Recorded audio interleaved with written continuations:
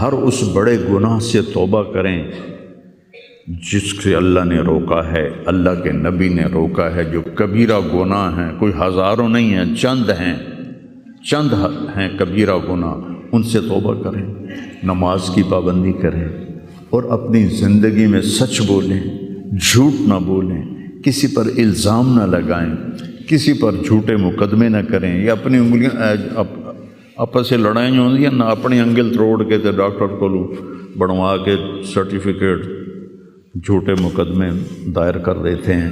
بھائیو، ایک اللہ کی بارگاہ میں بھی جانا ہے جہاں یہ سب کچھ پیش ہوگا۔ تو ہمیں آخرت کو سامنے رکھ کے اگر ہم دیکھیں تو امت محمد کامیاب ہے ہر حال میں۔ ایمان پہ مرنا شرط ہے، ایمان تے مر جاویے، کوئی جی چگل نہ بچ جاوے کہ ایمان کھس جاوے، ایمان تے مر جاویے۔ تو پھر انشاءاللہ رحمت ہی رحمت ہے، کرم ہی، کیونکہ اللہ کہتا ہے ان اللہ لا یغفر ان یشرک بہ۔ ایک گل میری سن لو، میں شرک معاف نہیں کرتا۔ قرآن دی سب تو غصے والی آیت جس سے چلا پورے قرآن جس سے چلا سب تو زیادہ غصے چ بولے آئے وہ ہے وقالوا اتخذ الرحمن ولدا لقد جئتم شیئا ادا۔ یہ کہتے ہیں کہ اللہ نے کسی کو اپنا بیٹا بنا لیا ہے، اتنی فضول بات کرتے ہو۔ پتہ ہے تمہاری اس بات کا کیا اثر ہوتا ہے؟ تکاد السماوات یتفطرن منہ، آسمان پرزے ہونے لگتا ہے، وتنشق الارض، اور زمین پھٹنے لگتی ہے، وتخر الجبال ہدا، اور پہاڑ ریت بننے لگتے ہیں، ان دعوا للرحمن ولدا، جب لوگ کہتے ہیں کہ اللہ کا بیٹا ہے۔ وما ينبغي للرحمن ان يتخذ ولدا، اور اس ذات کی شان ہی نہیں کہ کسی کو اپنا بیٹا بنائے۔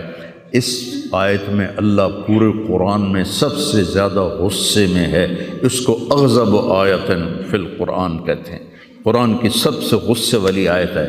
تو اللہ نے کہا اے تو میں معاف کرنا نہیں، باقی لو اتیتنی لا تشرک بی شیئا یا عبدی لو جئتنی بقراب الارض خطایا ثم لا تشرک بی شیئا لاتیتک بہا مغفرہ۔ میرا بندہ، تو میرے پاس اتنے گناہ لے کر آ کے پوری دھرتی بھری ہوئی ہو تیرے گناہوں سے، لیکن تو شرک سے پاک ہو، تو جتنے تیرے گناہ ہیں اتنی تیری نیکیاں دے دوں، اتنی تجھے نیکیاں دے دوں۔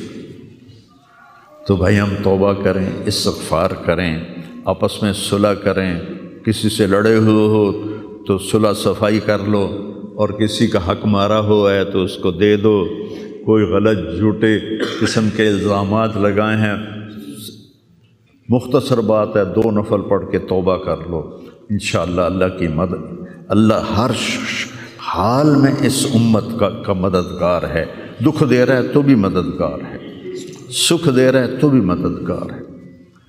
میں نے تو اپنے بیٹے کی تکلیف میں محسوس کیا، جوان بیٹے کا غم کوئی آسان نہیں ہے، جوان بیٹی کی میت کو اٹھانا اور قبر میں اتارنا، لیکن مجھے اس میں بھی اللہ کی رحمت نظر آئی، اور میں اس پر اتنا شکر کرتا ہوں کہ اللہ شکر ہے، شکر ہے۔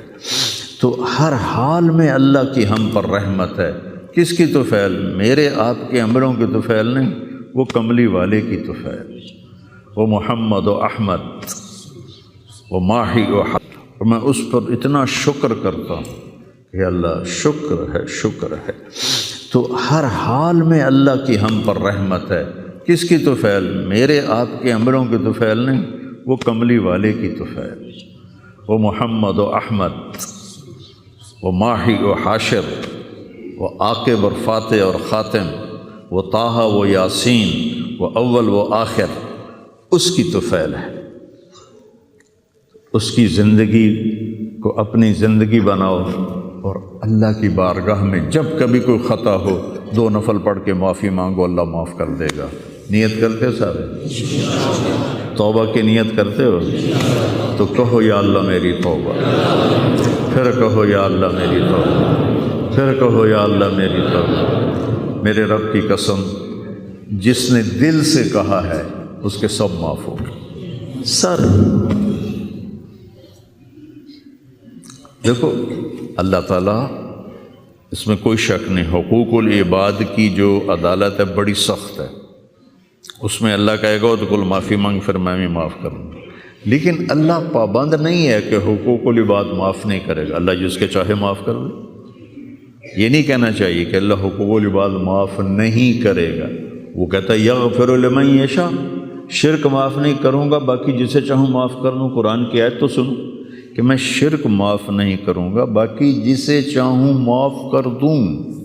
تو اللہ کی رحمت کو پابند نہیں کرنا چاہیے کہ اللہ نے ایک جگہ پابند کی اپنی رحمت، میں شرک معاف نہیں کروں گا، اس کے بعد یہ نہیں کہنا چاہیے اللہ حقوق العباد معاف نہیں کرے گا۔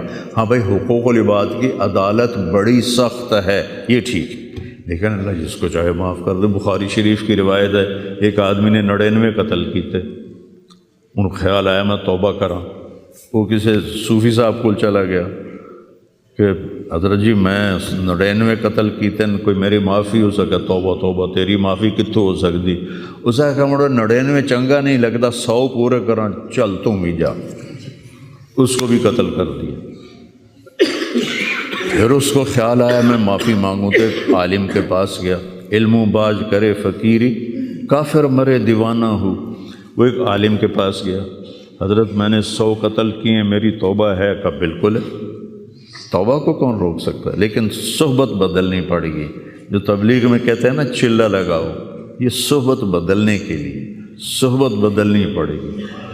چلہ لگاؤ، آج کی زبان میں چلہ لگاؤ، یہ چلو 3 دن ہر مہینے لگاؤ، کہ تو یہ بستی چھوڑ دے، او نیک لوگوں کا شہر ہے، وہاں جا کے بس جا، تیری توبہ پکی ہو جائے گی، معاف ہو جائے گا۔ انہوں نے کہا جی میں تیار ہوں۔ وہ اپنا گھر چھوڑا اور چل پڑا، راستے میں موت آ گئی۔ علی تھوڑا جا گیا ہے، دھڑام ڈٹھا، جب اسے دیکھا مجھے موت آ رہی تو اس نے جمپ لگایا، تو جمپ لگایا تو اس طرح گرا، اس طرح، دونوں ہاتھ آگے تھے اور پورا بدن آگے کی طرف۔ اللہ نے ادا پسند آ گئی یا کی پسند ہے اللہ نے پتہ۔ اللہ تعالیٰ نے جنت کا فرشتہ بھی بھیج دیا، دوزخ کا بھی بھیج دیا، بھلا اللہ نے نہیں پتہ میں کی فیصلہ کرنا ہے، لیکن ہمیں سنانے کے لیے یہ سارا کچھ اللہ نے کیا۔ جنت کے فرشتے کہنے لگے ساڑا مہمان ہے، توبہ کر گیا۔ دوزخ کے فرشتے کہنے لگے حالی اتھے اپڑیا نہیں جتھے جا کے توبہ پکی ہونی ہے، ایسا سے ساڑا قیدی ہے، اساں ہاتھ کاڑی پاونی ہے۔ وہ آکھن اسی پھولاں دے ہار پاونے ہیں، میں اپنی طرف سے کہہ رہا ہوں۔ انہاں فرشتیاں دا جھگڑا ہو گیا، اللہ نے تیسرا فرشتہ بھیجا، جا کے ان میں فیصلہ کرو، جہاں اس کی لاش پڑی ہے ادھر بھی فاصلہ ناپو، ادھر بھی فاصلہ ناپو، اگر نیک لوگوں کی بستی کے قریب ہے تو جنت والے لے جاؤ، اور اگر وہ گھر کے قریب ہے تو دوزخ والے لے جاؤ۔